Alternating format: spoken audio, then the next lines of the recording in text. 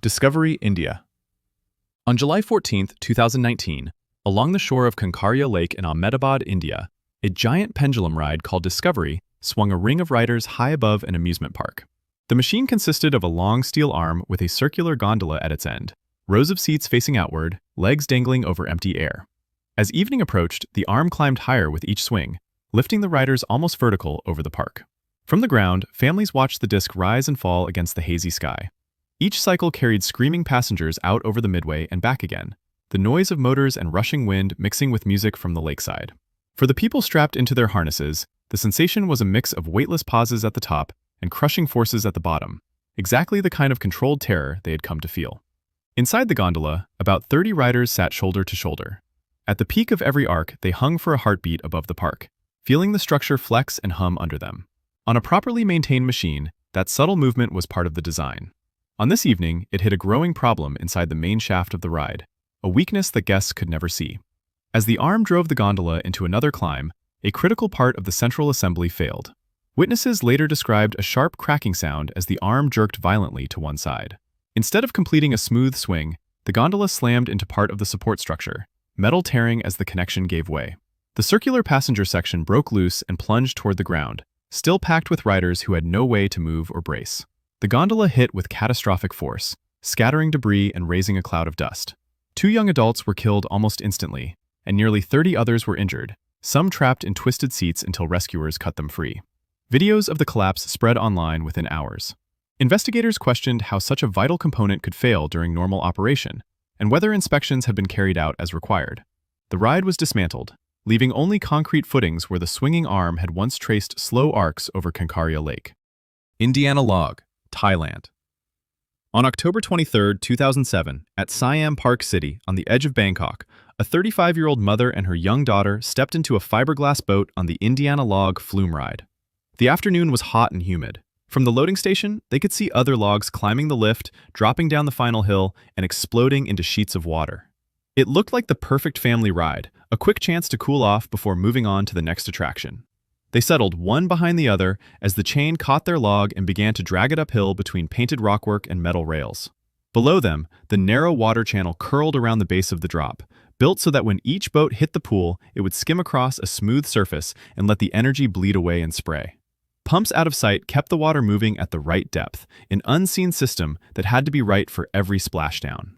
Around the park, music and shouting mixed with the mechanical rumble of motors.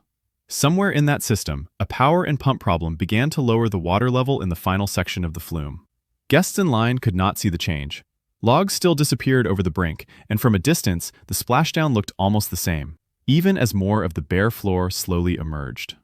As the mother's log reached the top and tipped over the edge, there was not enough water waiting below. Instead of sliding across a full pool, the boat dropped hard onto the exposed surface of the flume. The impact slammed passengers forward, heads and chests hitting the inside of the log and each other. At the bottom, the boat jolted again, and screams of surprise turned to panic. The mother suffered fatal injuries and died in hospital a few hours later, while 5 other riders, including children, were left badly hurt by a failure no one could see from the queue. Fujin Raijin 2, Japan. On May 5, 2007, during Japan's Golden Week holidays, Expoland in Suta, Osaka Prefecture, was crowded with visitors. One of the loudest attractions in the park was Fujin Raijin 2, a stand-up roller coaster named after the gods of wind and thunder. Riders stood on small floor plates with their feet locked in place as heavy over-the-shoulder restraints dropped down across their chests. 19-year-old university student Yoshino Kogawara joined her friends in the queue. The line wound under the green and white track, close enough that they could feel the rush of air when trains roared by. Each time the coaster thundered overhead, riders leaned into the turns, their legs hanging free while the train banked hard. It looked more intense than a typical coaster, a raw, physical experience of speed and force that still felt safely contained by steel and control systems. When Yoshino stepped into the second car and locked her feet onto the plate, the restraints came down with a heavy click. The train rolled out of the station, climbed the lift hill, and dropped into its first curve. Wind hammered riders' faces as the track swung them from side to side. For the first part of the ride, everything felt as wild and controlled as advertised. Hidden beneath the train, one of the axles that supported the wheel assembly on Yoshino's car had been weakening for years. As the train entered a sweeping bend at speed, the stress finally pushed the cracked metal beyond its limit. The axle snapped, and the car lurched sideways, slamming against a guardrail. Passengers felt the floor jerk under their feet as the derailed car twisted and the structure tore into the side of the train. Yoshino was fatally struck, and 19 others suffered injuries from the impact and sudden stop. Inspectors later found cracks in other axles and records showing how long the worn parts had stayed in service. Fujin Raijin 2 never reopened, and Expoland closed a few years later, its empty grounds a reminder of the day one hidden break in the steel turned a holiday ride into a disaster. Thunder River Rapids, Australia. On October 25, 2016, at Dreamworld on Australia's Gold Coast, a 6-person raft on the Thunder River Rapids ride drifted toward the final conveyor belt. On board were 2 families, including sisters Kate Goodchild and Cindy Lowe, Kate's brother Luke Dorset, his partner, Rusbe Aragi, and 2 young children near the center. The ride was billed as a mild whitewater adventure, a way to bounce over artificial rapids without the risks of a high-speed thrill. Thunder River Rapids used strong pumps to push brown, churning water around an oval channel. Rafts floated over hidden rollers and belts, while operators watched from an elevated control booth.